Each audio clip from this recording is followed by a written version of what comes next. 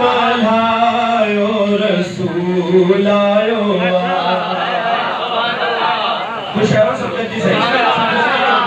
खुशियों मोमिन मल्हायो रसूल आयो खुशियों मोमिन मल्हायो रसूल आयो खुशियों मोमिन मल्हायो रसूल मोमिन मल्हायो रसूल आयो खुशियों मोमिन मल्हायो रसूल आयो महफिलू अज सजायो रसूल आयो खुशियों मोमिन मल्हायो रसूल आयो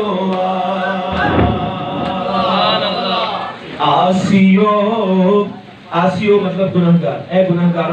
ए गुनाहगारों आसियो ना उम्मीदी गुनाह आसियो ना उम्मीदी गुनाह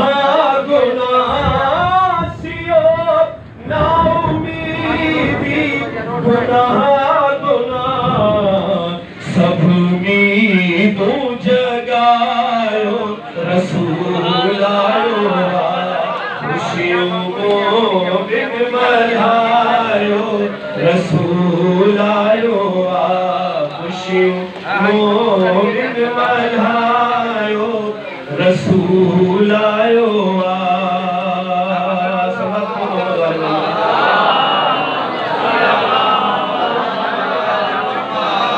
कहा के सबरी के खबर तो हुजूर सरवर कायनात के हाथन के पत्थरन पे गला है पत्थरन गला हो सही जरा सोच लो तसव्वुर कर जो पत्थर की आवाज की होगी माशाल्लाह तो कितनी खूबसूरत आवाज होगी पत्थर की तो हक पे बंजर मां भी समा तुझी बोली मुठड़े ले मां बेताब हुजूर जी आवाज है सही हुजूर जी याद है तुझी बोली मुठड़े ले मां बेताब तुझी बोली मुठड़े ले मां बेताब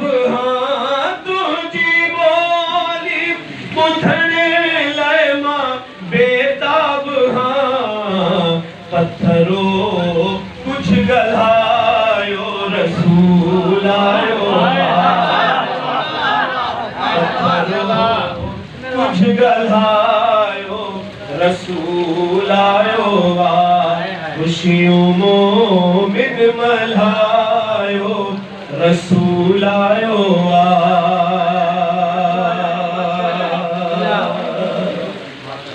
अच्छा एक मंजर जो तव्हां खे ॿुधायां मां थोरो फरिश्ता जंहिं वक्त का खालिक थिया आहिनि ऐ फरिश्तो इबादत के मुंहिंजी छॾियो ऐ फरिश्तो इबादत के मुंहिंजी छॾियो फरिश्तो इबादत के मुंहिंजी छॾियो सब जा सब सिर झुकायो रसूल आयो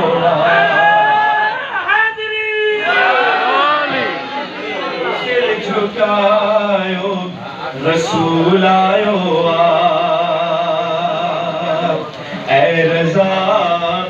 नूर पे कर बशर रूप में